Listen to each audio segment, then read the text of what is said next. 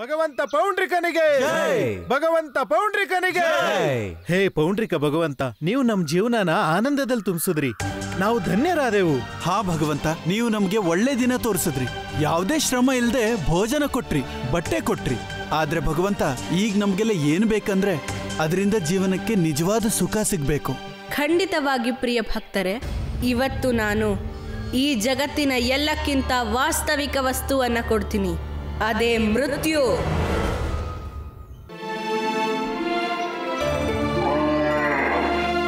ನನಗೆ ಗೊತ್ತಿದೆ ಗೋಮಾತಿ, ನೀನು ಯಾಕೆ ಕೂಗ್ತಿದ್ಯಾ ಅಂತ.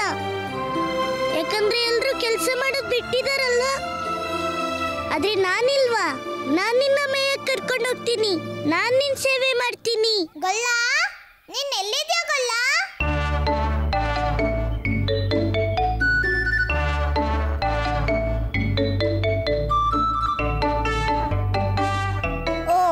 ನೀನ್ ಇಲ್ಲಿದ್ಯಾ?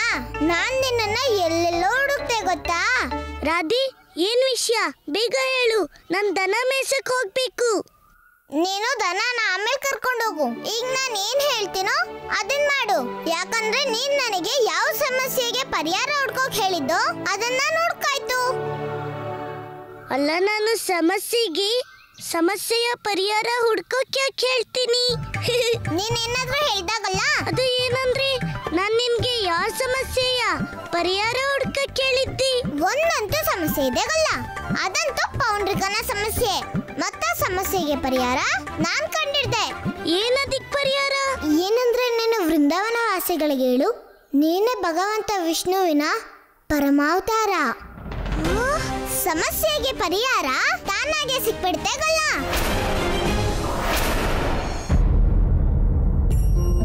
ಹೇ ಗೋವಿಂದ, ನನ್ನ ತಮ್ಮನ ಸಾವಿಗ ನನ್ನ ವಿಚಲಿತ ಮಾಡ್ಬಿಟ್ಟಿದೆ. ಈಗ ನನ್ನ ಧೈರ್ಯ ಮುರಿದು ಬೀಳ್ತಾ ಇದೆ ಭಗವಂತ, ಮುರಿದು ಬೀಳ್ತಾ ಇದೆ.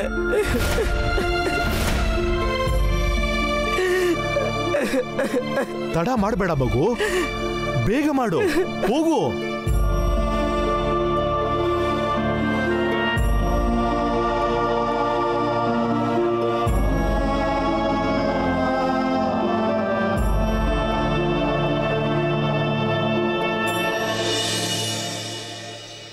ಇದನ್ನೇ ನಾನು ಬಯಸಿದ್ದು ಸುಧಾಮ. ಈಗ ನೋಡು, ನೀನು ನಾರಾಯಣನ ಸರ್ವಶ್ರೇಷ್ಠ ಭಕ್ತನಲ್ಲ, ಭಕ್ತನಾಗಿಯೂ ಉಳಿಯುವುದಿಲ್ಲ.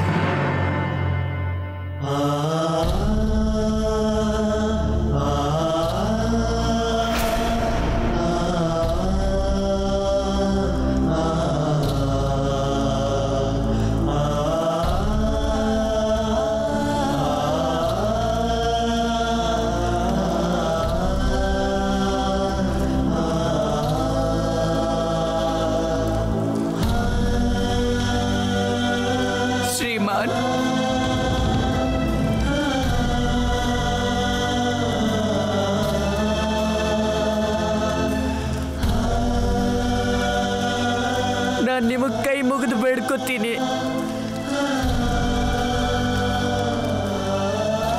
ನನ್ನ ತಮ್ಮನ ಅಂತಿಮ ಸಂಸ್ಕಾರನ ನೀವೇ ಮಾಡಿಕೊಡಿ.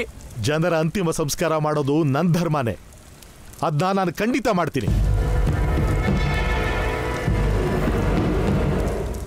ಆದರೆ ಅದಕ್ಕೋಸ್ಕರ ನೀನು ದಕ್ಷಿಣೆ ಕೊಡಬೇಕು.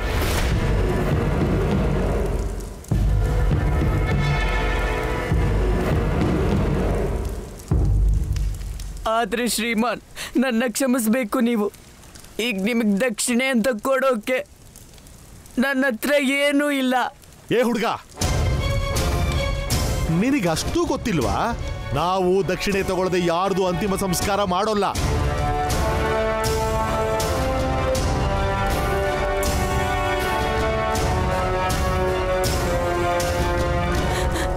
ಆದ್ರೆ ಶ್ರೀಮಾನ್, ದಕ್ಷಿಣೆ ಕೊಡೋದ್ರ ಹೊರತಾಗಿ ಬೇರೆ ಯಾವ ಉಪಾಯನೂ ಇಲ್ವಾ? ಉಪಾಯ ಇದೆ, ಆದ್ರೆ ನೀನ್ ಕೊಡಕ್ಕಾಗಲ್ಲ. ನೀವು ಉಪಾಯನ ಹೇಳ್ಬೇಕಲ್ವಾ? ನಾನು ಅದನ್ನ ಖಂಡಿತ ಮಾಡ್ತೀನಿ. ನೀನು ನನಗೆ ಹಣ ಕೊಡಕ್ಕಾಗದೆ ಇದ್ರೆ ಹೋಗ್ಲಿ ಬಿಡು, ನನಗೋಸ್ಕರ ಊಟ ತಗೊಂಡ್ ಬಾ. ಆದ್ರೆ ನೆನಪಿಟ್ಕೋ, ನನಗೆ ಮಾಂಸದ ಊಟನೇ ಬೇಕು. ನೀನೇನಾದ್ರೂ ನನಗೋಸ್ಕರ ಮಾಂಸದ ಊಟನೇ ತಂದುಬಿಟ್ರೆ ನಾನು ನಿನ್ನ ತಮ್ಮನ ಅಂತಿಮ ಸಂಸ್ಕಾರ ಖಂಡಿತ ಮಾಡ್ತೀನಿ.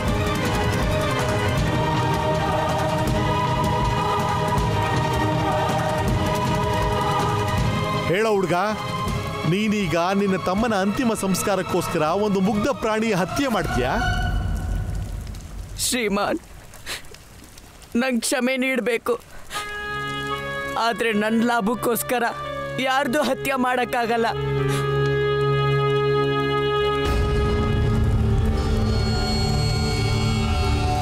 ನಿಮಗೆ ಮಾಂಸನೇ ಬೇಕಾದರೆ ನಾನು ಅದರ ವ್ಯವಸ್ಥೆ ಮಾಡ್ತೀನಿ.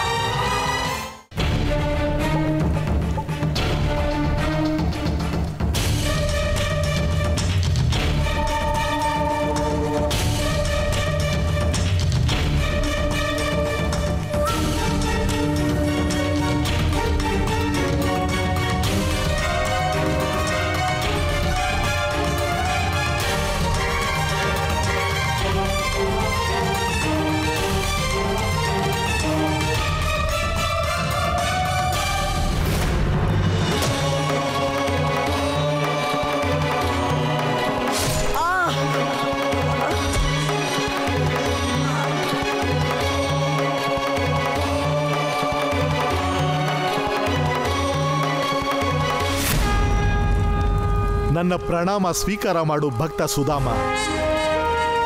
ಇಂದು ನೀನು ಮತ್ತೆ ತೋರಿಸಿದೀಯೇ ನಿನ್ನ ಒಳಗೆ ಗೋವಿಂದನ ವಾಸವಿದೆ. ಈ ಜಗತ್ತಿನ ಸರ್ವಶ್ರೇಷ್ಠ ಭಕ್ತ ನೀನು. ನಾನು ನಿನ್ನ ಭಕ್ತಿಯಿಂದ ಪ್ರಸನ್ನನಾದೆ. ಇದರರ್ಥ ಏನು? ಇದೆಲ್ಲ ನಿನ್ನ ಪರೀಕ್ಷೆಯಷ್ಟೇ ಸುಧಾಮ.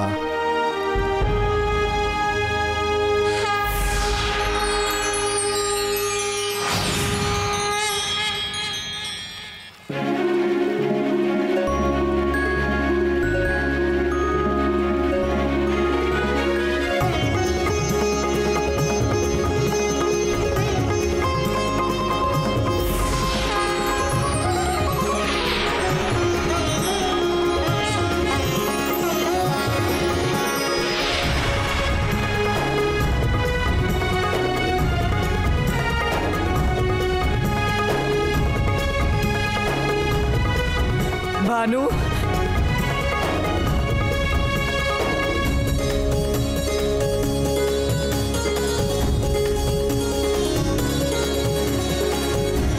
ನಿನಗೆ ಶುಭವಾಗಲಿ ಗೋವಿಂದ ಭಕ್ತ ಸುಧಾಮ. ಭಾನು,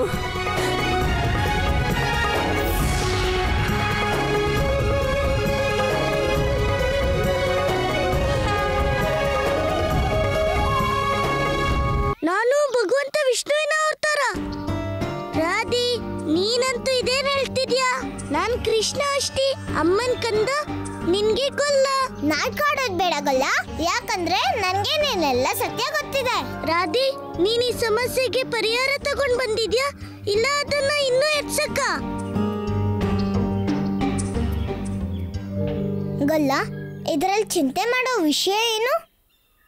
ನೋಡು, ಜನರು ಪೌಂಡ್ರಕನನ್ನ ದೇವ್ರು ಅಂತ ಯಾಕೆ ಒಪ್ಕೊಂಡ್ರು ಅಂದ್ರೆ ರಾಕ್ಷಸನಿಂದ ಕಾಪಾಡ್ತೀನಿ ಅಂತ ವಚನ ಕೊಟ್ಟಿದ್ದಾನೆ. ಆದ್ರೆ ಅದು ಸತ್ಯ ಅಲ್ಲ. ರಾಕ್ಷಸರಿಂದ ಕಾಪಾಡೋಕೆ ಕೇವಲ ನಿನ್ ಕೈಲಾಗುತ್ತೆ. ಇದೇ ಮಾತನ್ನ ನೀನ್ ಎಲ್ಲರಿಗೂ ಹೇಳು. ಆಮೇಲೆ ನೋಡು, ಪೌಂಡ್ರಕ ಇಲ್ಲೆಲ್ಲೋ ಕಾಣಿಸೋದೇ ಇಲ್ಲ. ಸಿಕ್ತಲ್ವಾ ನಿನ್ ಸಮಸ್ಯೆಗೆ ಪರಿಹಾರ? ರಾಧಿ, ನೀನಂತೂ ಎಂತ ವಿಷಯ ಯೋಚಿಸ್ತಿರ್ತೀಯ?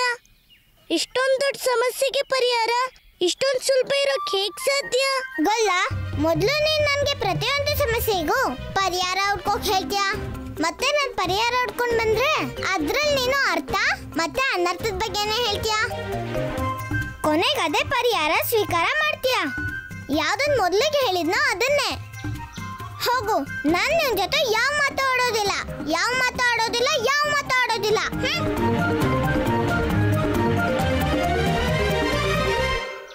ರಾಧಿ, ನಿನ್ಗೆ ನಿಜವಾಗ್ಲೂ ಅನ್ಸ್ತಾ ನಾನ್ ಭಗವಂತ ಅಂತ, ಮತ್ತೆ ನಾನ್ ವೃಂದಾವನವಾಸಿಗಳ ರಕ್ಷಣೆ ಮಾಡ್ಬೋದಂತ?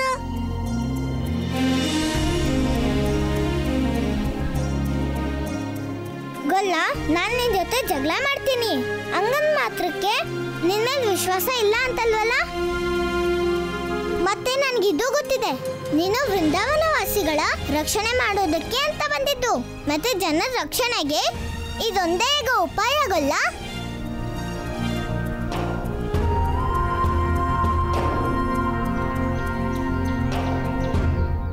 ಪ್ರಿಯ ಭಕ್ತರೇ, ಈ ಕ್ಷಣಿಕ ಸಾಂಸಾರಿಕ ಸುಖ ಭೋಗದಲ್ಲಿ ಯಾವ ಆನಂದವೂ ಇಲ್ಲ. ಈ ಜಗತ್ತಿನ ಅತ್ಯಂತ ದೊಡ್ಡ ಆನಂದವೇ ಮೋಕ್ಷ. ಮೋಕ್ಷವನ್ನು ಪಡೆಯುವುದೇ ಮನುಷ್ಯರ ಪರಮ ಉದ್ದೇಶ. ಆದರೆ ಮೋಕ್ಷವನ್ನು ಪಡೆಯೋದಕ್ಕೆ ನಾವು ಒಂದು ದಿನ ಈ ಮಣ್ಣಿನಲ್ಲಿ ಸೇರಿಕೊಳ್ಳುವಂತಹ ಈ ಕ್ಷಣಭಂಗೂರ ಶರೀರವನ್ನು ತ್ಯಜಿಸಬೇಕು.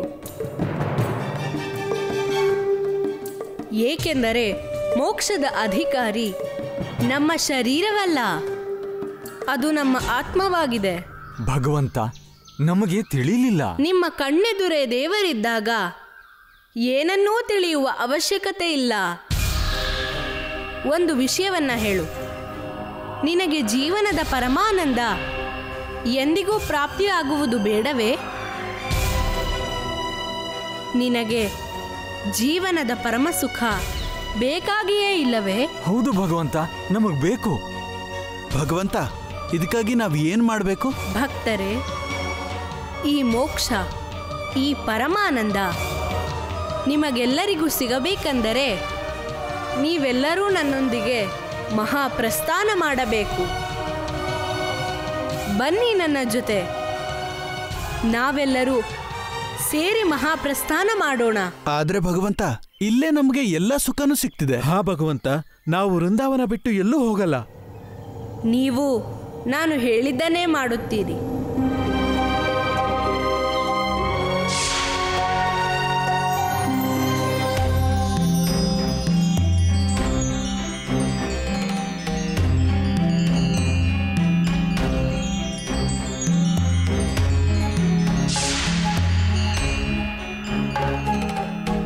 ಇವತ್ತು ನೀವು ಹೋಗಲೇಬೇಕು.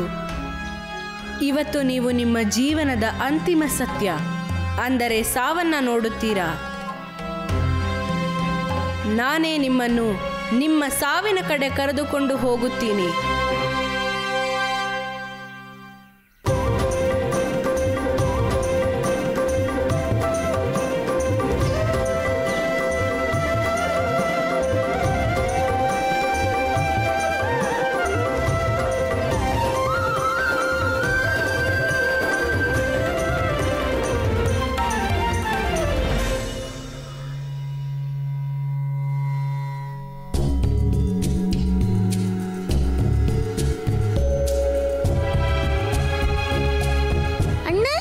ಯಾಕೆಷ್ಟು ಖಾಲಿ ಖಾಲಿ ಅನಿಸ್ತಿದೆ? ಎಲ್ರೂ ಎಲ್ಲೂ ಹೋಗಿದ್ದಾರೆ? ಹಾ ಕೃಷ್ಣ, ಇಲ್ಲೆಲ್ಲೂ ಯಾರು ಕಾಣಿಸ್ತಾನೆ ಇಲ್ವಲ್ಲ. ಮತ್ತಿವಾಗ ಪೌಂಡ್ರಿಕನ ಮಾಯೆ ಅಲ್ವಲ್ಲ? ಅಣ್ಣ, ಅತ್ತೆ, ಚಿಕ್ಕಪ್ಪ, ಅಕ್ಕ, ಯಾರಿದ್ದೀರಾ? ಚಿಕ್ಕಮ್ಮ, ಯಾರಿದ್ದೀರಾ? ಅತ್ತೆ, ಮಾವ, ಅಣ್ಣ, ಅಕ್ಕ. ಕೃಷ್ಣ, ಅಣ್ಣ, ನನ್ ಯಾರೋ ಕೂಡಾಕಿದ್ದಾರೆ. ಕೃಷ್ಣ, ಬೇಗ ಬಂದ್ ಬಾಗ್ಲು ತೆಗಿ. ಭೀಮಾ, ಭೀಮಾ, ಭೀಮಾ, ಭೀಮಾ, ಭೀಮಾ, ನೀನ್ ಯಾಕೆ ಅಳ್ತಾ ಇದ್ಯಾ? ಅಣ್ಣ, ರಾಧೆ, ಬೇಗ ಬಾಗ್ಲು ತೆಗೀರಿ. ಭೀಮಾ, ತಡಿ, ನಾನು ಈಗಲೇ ಬಾಗಿಲು ತೆಗಿತೀನಿ. ಅಣ್ಣ, ನನ್ನ ಇಲ್ಲಿಂದ ಬಿಡಿಸಿ ಅಣ್ಣ. ಬಾರೋ ದಾಮ.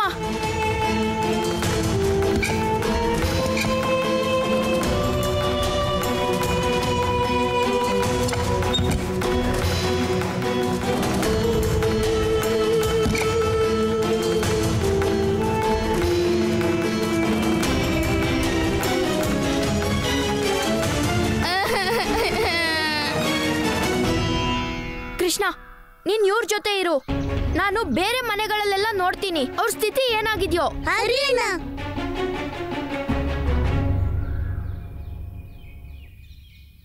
ಗೆಳೆಯರಿ, ಏನಾಯ್ತು? ನೀವೆಲ್ಲರೂ ಯಾಕೆ ಅಳ್ತಿದ್ದೀರಾ? ನಮ್ಗೆ ಅನ್ಯಾಯ ಆಗಿದೆ ಕೃಷ್ಣ. ನಮ್ಗಿನ್ ಯಾರು ಇಲ್ಲ. ನಮ್ಮ ಅಪ್ಪ ಅಮ್ಮ ನಮ್ಮನ್ ಬಿಟ್ಟು ಹೊರಟೋದ್ರು. ನನ್ಗೇನು ಅರ್ಥ ಆಗ್ತಿಲ್ಲ ಭೀಮಾ. ಇದೆಲ್ಲ ಆ ಪೌಂಡ್ರಿಕನ್ ಕೆಲ್ಸ.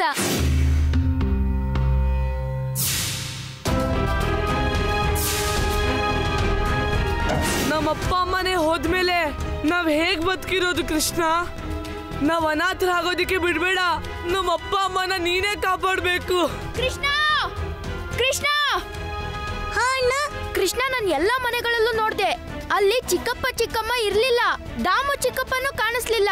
ಅಪ್ಪ ಅಮ್ಮನೂ ಕೂಡನಾ? ವೃಂದಾವನದಲ್ಲಿ ಯಾವ ಹೆಂಗಸರು ಗಂಡಸರು ಕಾಣಿಸ್ತಿಲ್ಲ. ಅಣ್ಣ, ಅನ್ಸುತ್ತೆ ನಿರ್ಣಾಯಕ ಸಮಯ ಬಂದಿದೆ. ಭೀಮಾ, ಎಲ್ರು ಎಲ್ಲಿ ಹೋಗಿದ್ದಾರೆ? ಅವರೆಲ್ಲ ಯಾವುದೋ ಮೋಕ್ಷ ಮಹಾಪ್ರಸ್ಥಾನದ ಬಗ್ಗೆ ಮಾತಾಡ್ತಿದ್ರು. ನನಗಿಷ್ಟೇ ಕೇಳಿಸಿದ್ದು. ಮಹಾಪ್ರಸ್ಥಾನ? ಜೀವನದ ಅಂತಿಮ ಗತಿ ಅಂದ್ರೆ ಎಲ್ರು ತಮ್ಮ ಜೀವನನ ತ್ಯಜಿಸಕ್ ಹೋಗ್ತಿದ್ದಾರೆ.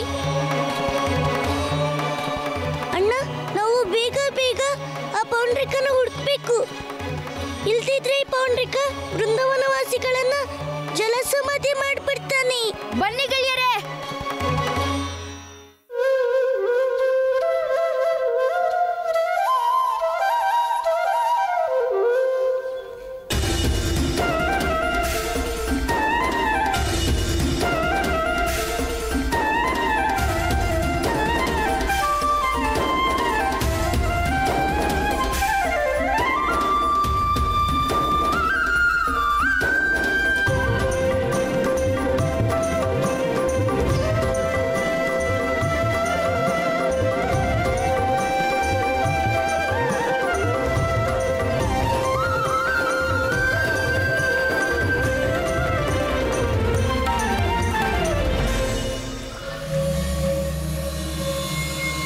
ನನ್ನ ಪ್ರಿಯ ಭಕ್ತರೇ, ವೃಂದಾವನವಾಸಿಗಳೇ, ಈ ಜಗತ್ತಿನಿಂದ ನಿಮ್ಮ ಮಹಾಪ್ರಸ್ಥಾನದ ನಿರ್ಣಾಯಕ ಘಳಿಗೆ ಬಂದಾಗಿದೆ. ಆದರೆ ನಿಮ್ಮ ಜೀವನ ಉದ್ಧಾರ ಮಾಡುವ ಮೊದಲು ನಾನು ನಿಮಗೆ ಜೀವನದ ಒಂದು ಸತ್ಯ ಹೇಳ ಬಯಸುತ್ತೀನಿ. ನಿಮ್ಮ ಅಮೃತವಾಣಿ ಕೇಳಿಸ್ಕೊಂಡು ನಾವು ಧನ್ಯರಾಗ್ತೀವಿ ಪ್ರಭು. ಭಕ್ತರೇ, ನಮ್ಮ ಶರೀರ ನಶ್ವರ, ಆತ್ಮ ಅಮರ. ನಾವು ಒಂದು ನಶ್ವರ ಶರೀರದಿಂದ ಇನ್ನೊಂದು ನಶ್ವರ ಶರೀರಕ್ಕೆ 84 ಲಕ್ಷ ಯೋನಿಯಲ್ಲಿ ನಮಗೆ ಮೋಕ್ಷ ಸಿಗುವವರೆಗೂ ನಾವು ಅಲೆಯುತ್ತಲೇ ಇರುತ್ತೇವೆ. ಅದರಲ್ಲೂ ಈ ಮೋಕ್ಷ ಪುಣ್ಯ ಆತ್ಮಗಳಿಗೆ ಮಾತ್ರ ಸಿಗುವುದು. ಆದರೆ ಇಂದು ನಾನು ಒಟ್ಟಿಗೆ ಎಲ್ಲ ವೃಂದಾವನವಾಸಿಗಳಿಗೂ ಮೋಕ್ಷ ಕೊಡಿಸೋಕೆ ಹೊರಟಿದ್ದೇನೆ. ಹೇ ಭಗವಂತ, ಆದ್ರೆ ಈಗ್ಲೂ ನಮ್ಗೆಲ್ಲ ಸಾವಿನಿಂದ ಭಯ ಆಗ್ತಿದೆ. ಇದು ನಿನ್ನ ಮೋಹ. ಈ ಅಧಮ ಶರೀರಕ್ಕೋಸ್ಕರ ಸ್ವಲ್ಪವೂ ಮೋಹ ಹೊಂದುವ ಅವಶ್ಯಕತೆ ಇಲ್ಲ. ಏಕೆಂದರೆ ಕ್ಷಿತಿಜಲ ಪಾವಕ ಗಗನ ಪರ್ವತ ಪಂಚತತ್ವದಿ ನಿರ್ಮಿತ ಶರೀರ. ಅಂದರೆ ಭೂಮಿ, ಆಕಾಶ, ವಾಯು, ಜಲ ಮತ್ತು ಅಗ್ನಿ, ಈ ಪಂಚತತ್ವಗಳಿಂದ ನಮ್ಮ ಶರೀರ ಜನಿಸಿದ್ದು ಮತ್ತೆ ಅದೇ ಪಂಚತತ್ವದಲ್ಲಿ ವಿಲೀನವಾಗುತ್ತದೆ. ನೀವು ನಿಜ ಹೇಳ್ತಿದ್ದೀರಾ ಭಗವಂತ? ನೀವು ಇಷ್ಟು ಮಾತ್ರ ಹೇಳ್ಬಿಡಿ, ನಮಗೆ ಮೋಕ್ಷ ಹೇಗೆ ದೊರೆಯುತ್ತೆ? ದಾಮೋದರ, ಈ ಪಂಚತತ್ವಗಳಲ್ಲಿ ಒಂದು ಜಲತತ್ವ. ಅದು ಈ ಕ್ಷಣ ಯಮುನೆಯಲ್ಲಿ ಸತತವಾಗಿ ಹರಿಯುತ್ತಿದೆ. ಈ ಯಮುನೆ ನಿಮ್ಮೆಲ್ಲರ ಪಾಪ ತೊಳೆದು ಮೋಕ್ಷಧಾಮಕ್ಕೆ ತಲುಪಿಸುತ್ತಾಳೆ.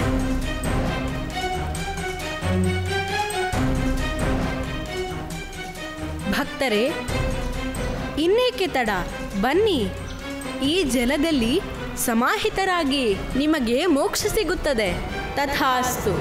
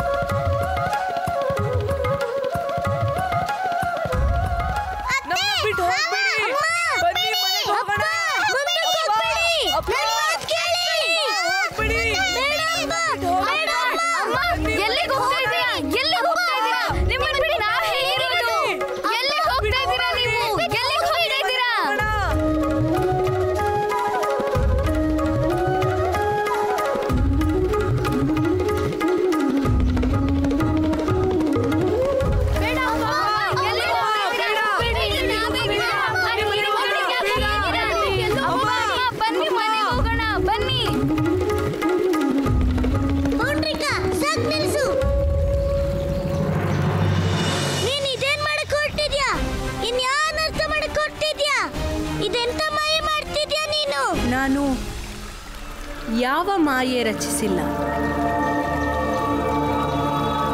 ನಾನು ಇವರ ಜೀವನದ ಉದ್ಧಾರ ಮಾಡ್ತಾ ಇದ್ದೀನಿ. ನೀನೇ ಹೇಳು ಕೃಷ್ಣ, ಭಗವಂತನಿಗೂ ಜವಾಬ್ದಾರಿ ಇರುತ್ತದೆ ತಾನೇ?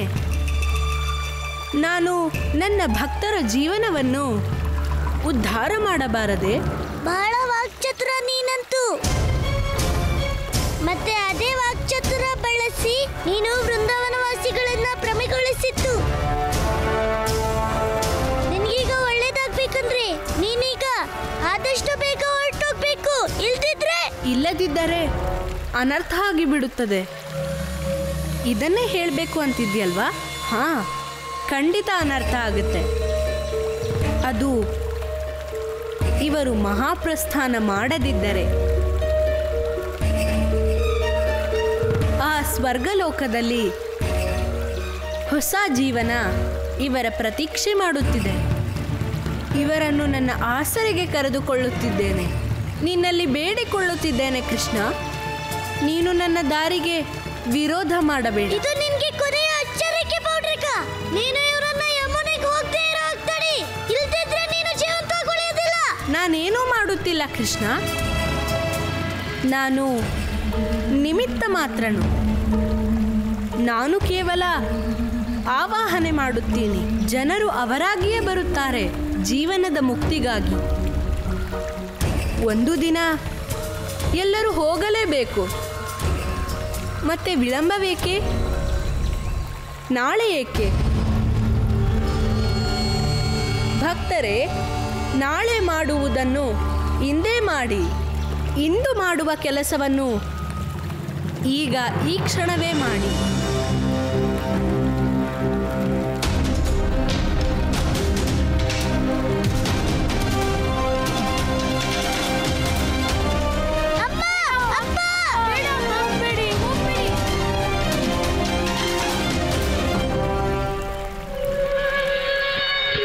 ಭಗವಂತ, ನನಗೆ ನಿಮ್ಮ ಒಂದು ಮಾತು ಅರ್ಥನೇ ಆಗ್ತಾ ಇಲ್ಲ. ಇಲ್ಲಿ ಮಲ್ಕೊಂಡು ಹೀಗೆ ಯಾವ ಕೆಲಸನ ನೀವು ಬೆಣ್ಣೆ ಮಾಡ್ತಾ ಇದ್ದೀರಾ?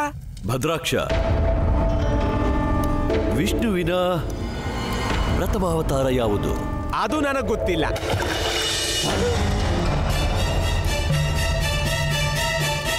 ಮತ್ಸ್ಯ ಅವತಾರ. ಈ ಮೀನುಗಳ ಮೇಲೆ ಆ ಚಕ್ರಧಾರಿಯ ದೊಡ್ಡ ಕೃಪೆ ಇರುತ್ತದೆ. ಓ ಮತ್ಸ್ಯರಾಜ,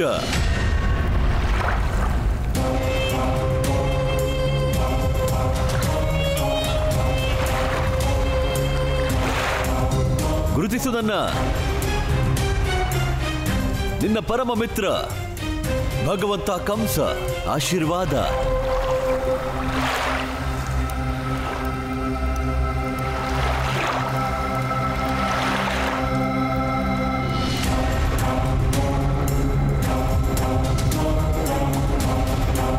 ಮತ್ಸ್ಯಾವತಾರದ ಮೂಲಕ ಆ ವಿಷ್ಣುವೇ ಜಗತ್ತನ್ನು ಪ್ರಳಯದಿಂದ ಕಾಪಾಡಿದ್ದ.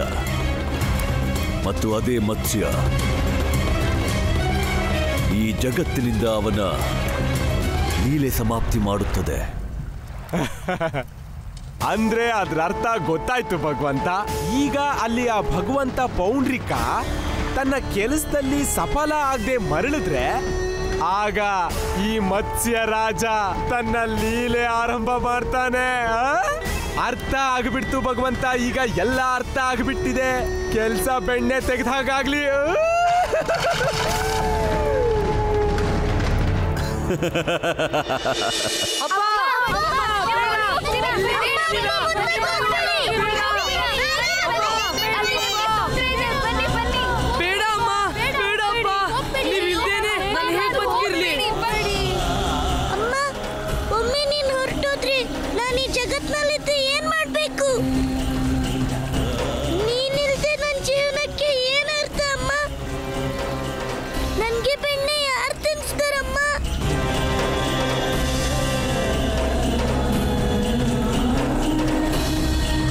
ನಾರಾಯಣ ನಾರಾಯಣ. ಪ್ರಭು, ಇಂದು ಯಶೋದೆ ಪುತ್ರ ಕೃಷ್ಣ ಎಷ್ಟೊಂದು ದುಃಖಿತನಾಗಿದ್ದಾನೆ. ತನ್ನ ತಾಯಿ ಯಶೋದೆಯನ್ನು ತಡೆಯಲು ಎಷ್ಟೊಂದು ಪ್ರಯತ್ನ ಮಾಡುತ್ತಿದ್ದಾನೆ ಪ್ರಭು. ಆದರೆ ಈ ಪೌಂಡ್ರಿಕನ ಮಾಯೆ ಎದುರು ಒಬ್ಬ ಮಾತೆ ತನ್ನ ಪುತ್ರನ ಕೂಗನ್ನು ಕೇಳಿಸಿಕೊಳ್ಳುತ್ತಿಲ್ಲವಲ್ಲ. ಇದೇನಾಗುತ್ತಿದೆ ಪ್ರಭು? ದೇವರ್ಷಿ, ಕೃಷ್ಣನ ಈ ದುಃಖ ಹೀಗಿರುವುದು ಏಕೆಂದರೆ ತನ್ನ ಮಾತೆಯ ಸರ್ವೋಚ್ಚ ಮತ್ತು ನಿಷ್ಕಪಟ ಪ್ರೇಮ ಪಡೆಯುವುದು ನನ್ನ ಎಲ್ಲ ಅವತಾರಗಳ ಮೂಲವಾಗಿದೆ. ಹೇಗೆ ರಾಮನ ಜೀವನದಲ್ಲಿ ಮಾತೆ ಕೌಸಲ್ಯೆಯೋ ಅಂತೆಯೇ ಕೃಷ್ಣನ ಜೀವನದಲ್ಲಿ ಮಾತೆ ಯಶೋದೆಯೋ. ಸತ್ಯವಚನ ಪ್ರಭು. ಆದರೆ ಮುಂದೇನಾಗುತ್ತದೆ? ಈಗ ನೀವು ಕೂಡ ಪೌಂಡ್ರಿಕನ ವಧೆ ಮಾಡಲು ಸಾಧ್ಯವಿಲ್ಲ. ಅದಲ್ಲದೆ ಇವನ ಮಾಯೆಯನ್ನು ಮುರಿಯುವ ಯಾವುದಾದರೂ ಮಾರ್ಗವಿದೆಯೇ ಪ್ರಭು? ದೇವರ್ಷಿ, ಕೃಷ್ಣ ಕರ್ಮದ ಅವತಾರನು. ಅವನ ಕರ್ತವ್ಯ ಕೇವಲ ಕರ್ಮ ಮಾಡುವುದು. ಈಗ ಅದಕ್ಕೆ ಯಾವ ಫಲ ದೊರೆಯುವುದೋ ಅದನ್ನು ಉಚಿತ ಸಮಯವೇ ನಿರ್ಧರಿಸಬೇಕಿದೆ. ನಾರಾಯಣ ನಾರಾಯಣ. ಸತ್ಯವಚನ ಪ್ರಭು, ಸತ್ಯವಚನ.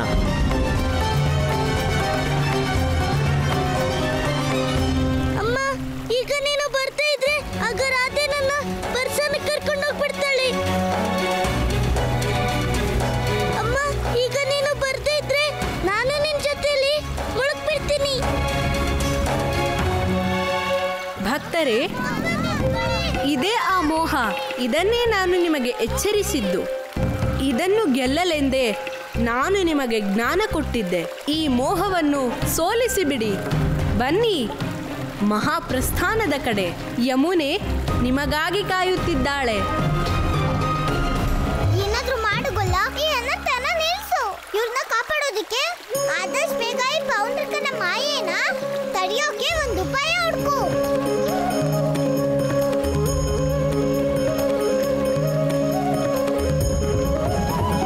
ರಾಧಿ, ಪೌಂಡ್ರಿಕ ಯಾವ ಮಾಯೆ ಸರಿಗಮ ಹುಟ್ಟಿದನು? ನಾವದನ್ನ ಮುರಿಬೇಕು. ಆದ್ರೆ ಹೇಗೆ? ರಾಧಿ, ಈ ಕೆಲ್ಸನ ನಾನು ಒಬ್ನೇ ಮಾಡಕ್ಕಾಗೋದಿಲ್ಲ. ಇದ್ರಲ್ಲಿ ನನ್ಗೆ ನಿನ್ ಸಹಾಯ ಬೇಕು.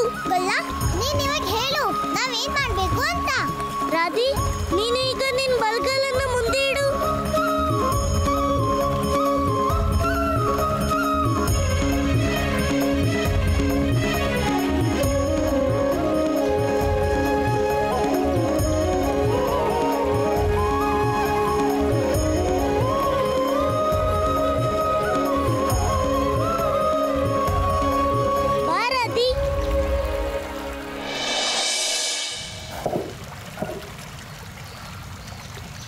ಮಕ್ಕಳೇ, ನೀವಿನ್ ಊಟ ಮಾಡಿ.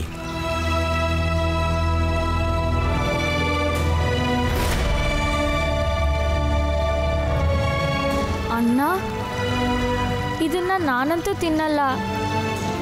ಈ ಊಟನ ಸತ್ತವರಿಗಿಟ್ಟಿದ್ರು.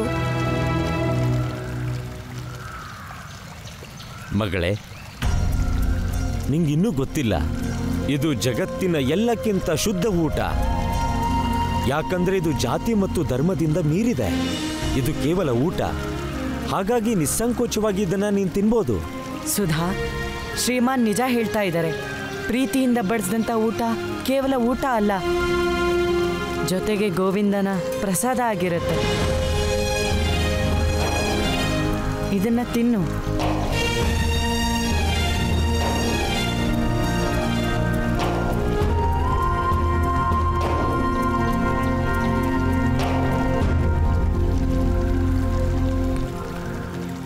ನಿಲ್ಲಿಸಿ.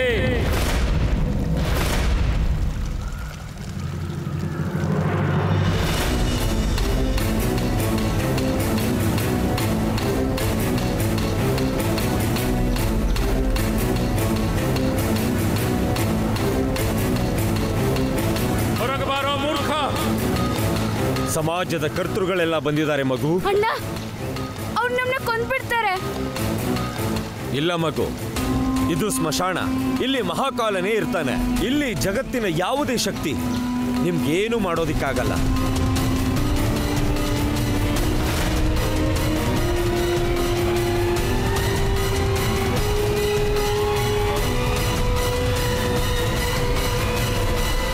ಹೇ ಕೇಳೋ, ನೀನು ಬ್ರಾಹ್ಮಣರ ಮೇಲೆ ಕೈ ಎತ್ತಿರೋದಲ್ಲ, ನೀನು ಧರ್ಮದ ವಿರೋಧ ಮಾಡಿದ್ದೀಯ.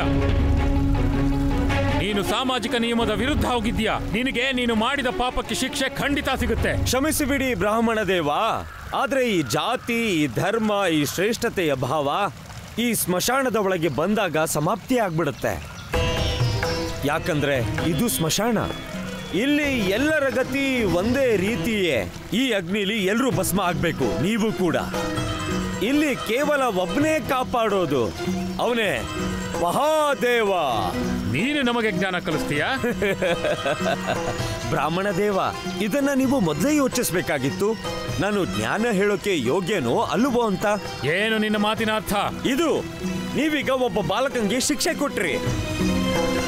ನಾವ್ ಯಾರಿಗೂ ನಮಸ್ಕಾರ ಮಾಡೋದ್ರಿಂದ ಅವನು ಬ್ರಾಹ್ಮಣ ಆಗ್ತಾನಂದ್ರೆ ಅವನು ಒಬ್ಬ ಬ್ರಾಹ್ಮಣಂಗೆ ಜ್ಞಾನ ಕೊಡ್ಬೋದಲ್ವಾ? ನೀನು ಮಾತಲ್ಲಿ ಒಪ್ಕೊಳ್ಳೋನಲ್ಲ, ನಿನಗೆ ಬೇರೊಂದು ಭಾಷೆಯಲ್ಲಿ ಅರ್ಥ ಮಾಡಿಸ್ಬೇಕಾಗತ್ತೆ. ನಂಗೆ ಜಗತ್ತಿನ ಪ್ರತಿ ಭಾಷೆ ಅರ್ಥ ಆಗತ್ತೆ ಬ್ರಾಹ್ಮಣ ದೇವ. ಹೇಳಿ, ಯಾವ ಭಾಷೆಯಲ್ಲಿ ಮಾತಾಡ್ಬೇಕು ನಿಮ್ಮ ಹತ್ರ? ನೆನ್ಪಿಟ್ಕೊಳ್ಳಿ, ಇಲ್ಲಿಗೆ ಬಂದ ಮೇಲೆ ನಿಮ್ಮ ಸೀಮೆ ಸಮಾಪ್ತಿ ಆಗ್ಬಿಡುತ್ತೆ. ಮತ್ತೆ ನಾನು ಈ ಮಕ್ಕಳ ಪಾಲಕ. ನೀನು ಒಂದು ಮಾತು ಸರಿಯಾಗಿ ಹೇಳಿದೆ. ಇಲ್ಲಿ ಎಲ್ಲರ ಗತಿ ಒಂದೇ ರೀತಿನೇ. ನೀನೊಬ್ಬ ಅಶುದ್ಧನೇ, ಹಾಗೂ ಒಬ್ಬ ಅಶುದ್ಧನ ಹತ್ರ ಇನ್ನೊಬ್ಬ ಅಶುದ್ಧ ಸೇರ್ಕೊಂಡಿದ್ದಾನೆ. ನಾನು ಅನ್ಕೊಂಡಿದ್ದೆ ಇವನು ಪ್ರಾಯಶ್ಚಿತ್ತ ಮಾಡಿ ಶುದ್ಧ ಆಗ್ತಾನೆ ಅಂತ. ನೀನೊಬ್ಬ ಕೆಳಜಾತಿಯವನು ಮತ್ತು ಕೆಳಜಾತಿಯವನೇ ಆಗಿರ್ತೀಯ. ಸುಧಾಮ, ನೀನು ಸರಿಯಾದ ಸ್ಥಾನಕ್ಕೆ ತಲುಪಿದ್ದೀಯ.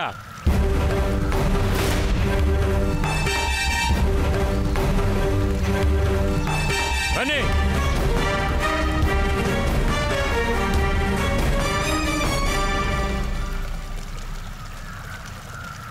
ಮಕ್ಕಳೇ,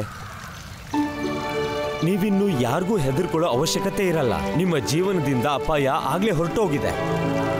ಬನ್ನಿ, ಊಟ ಮಾಡಿ ಬನ್ನಿ. ಶ್ರೀಮಾನ್, ನೀವು ನಮ್ಮನ್ನ ಕಾಪಾಡಿದ್ರಿ ನಿಜ. ಆದ್ರೆ ಈಗ ನನ್ನ ಅಪ್ಪ ಅಮ್ಮನ ಕೊನೆ ಆಸೆನ ಹೇಗೆ ಪೂರ್ತಿ ಮಾಡಬೇಕು? ನಾನು ಪುರೋಹಿತ ಆಗ್ಬೇಕಾದ ಎಲ್ಲ ದಾರಿ ಮುಚ್ಚಿ ಹೋಗಿದೆ. ಈಗ ನಾನು ನನ್ನ ಶಿಕ್ಷಣನ ಹೇಗೆ ಪಡ್ಕೊಳ್ಳಿ?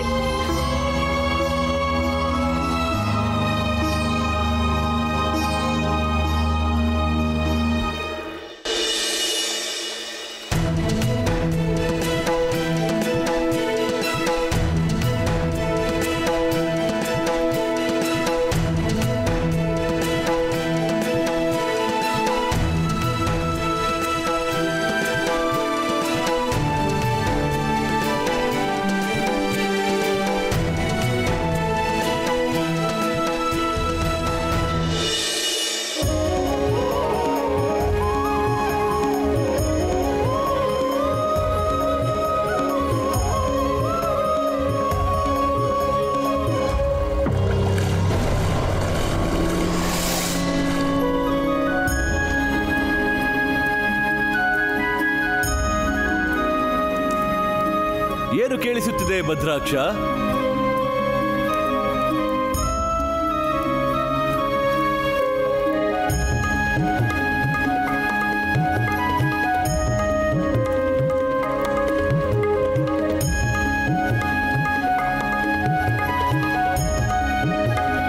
ಅಯ್ಯೋ ಭಗವಂತ, ನನಗನಿಸ್ತಾ ಇದೆ ಯಾರೋ ಕುಣಿತಿದ್ದಾರೆ ಅಂತ.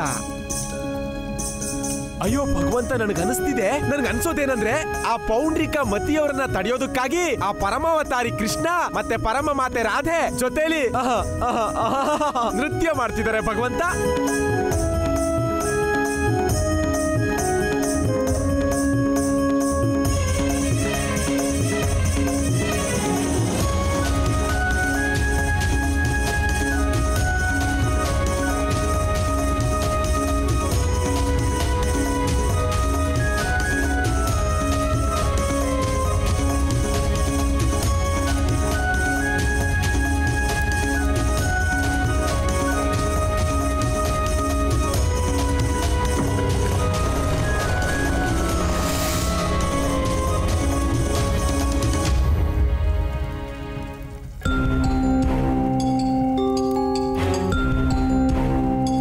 ಇದರ ಹೊರತಾಗಿ ಮತ್ತೇನಾದರೂ ಕೇಳಿಸುತ್ತಿದೆಯೇ? ಮತ್ತೇನು ಭಗವಂತ? ಅಯ್ಯೋ ಭಗವಂತ, ಆ ಮತ್ಸ್ಯ ರಾಜ ಮಾತೇ ಆಡೋದಿಲ್ವಲ್ಲ. ಆದ್ರೆ ಒಂದ್ ವಿಷಯ ಭಗವಂತ, ಈ ನೃತ್ಯ ಸ್ಪರ್ಧೆಯಲ್ಲಿ ಯಾರೇ ಸೋತ್ಬಿಟ್ರು ಅವರು ಮತ್ಸ್ಯ ರಾಜಂಗೆ ಭೋಜನ ಆಗ್ತಾರೆ. ಮತ್ತೆ ಯಾರೇ ಸೋತ್ರು ಭಗವಂತ, ಎಲ್ಲಾ ಸ್ಥಿತಿಲೂ ಗೆಲುವು ನಿಮ್ದೇ ಆಗುತ್ತೆ. ಕೆಲ್ಸ ಅಂತೂ ಬೆಣ್ಣೆ ತೆಗ್ದಂಗೆ. ಭಗವಂತ ಕಂಸನಿಗೆ ಜೈ.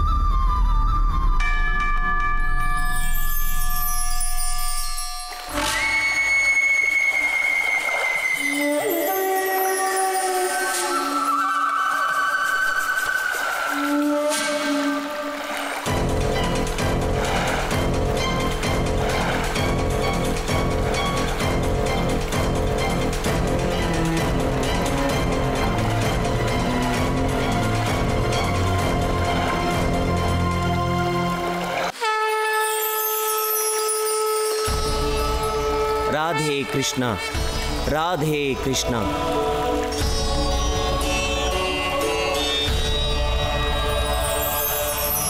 ಬೆಂಕಿ ಇದೆಲ್ಲ ಹೇಗಾಗೋಕ್ ಸಾಧ್ಯ? ಬೆಂಕಿ ಹೇಗೆ ಹತ್ಕೋತು? ನಾನು ಭಗವಂತನ ಯಾವ ಬೆಂಕಿನೂ ಸುಡಕ್ಕಾಗಲ್ಲ.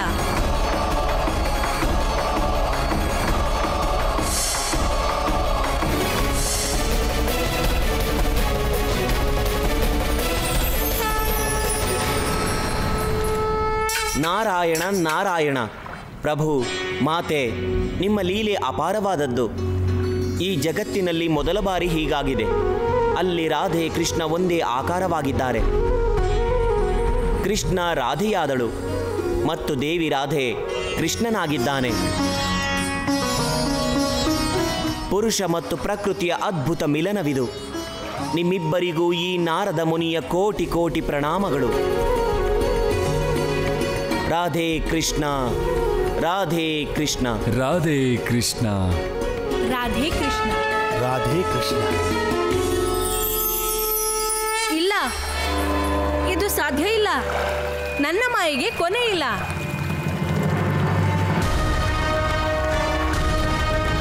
ನಂದರಾಜ, ನಾವೆಲ್ಲ ಯಮುನೆ ನದಿಗೆ ಹೇಗೆ ಬಂದ್ವಿ? ಇದು ಖಂಡಿತ ಆ ಪೌಂಡ್ರಿಕನ ಮಾಯೆ ಅಷ್ಟೇ. ನಾವು ಸ್ವಲ್ಪದ್ರಲ್ಲಿ ಉಳ್ಕೊಂಡ್ವಿ. ಇಲ್ದಿದ್ರೆ ಇವತ್ತು ನಮ್ಮೆಲ್ರದ್ದು ಜಲಸಮಾಧಿ ಆಗ್ತಿತ್ತು. ಎಲ್ರೂ ದೇವರಿಗೆ ಪ್ರಣಾಮ ಮಾಡಿ. ಅವನ ಕೃಪೆಯಿಂದ ನಮ್ಮ ಈ ಭ್ರಮೆ ಕಳ್ಚಿಬಿತ್ತು. ಹೇ ಪ್ರಭು, ನಿಮ್ಗೆ ಕೋಟಿ ಕೋಟಿ ಧನ್ಯವಾದ. ನೀವು ನಮ್ಮೆಲ್ಲ ವೃಂದಾವನ ಜನರ ಜೀವ ಕಾಪಾಡಿದ್ದೀರಾ. ಇವ್ರ ಭ್ರಮೆ ಹೇಗೆ ಕಳ್ಚೋಯ್ತು?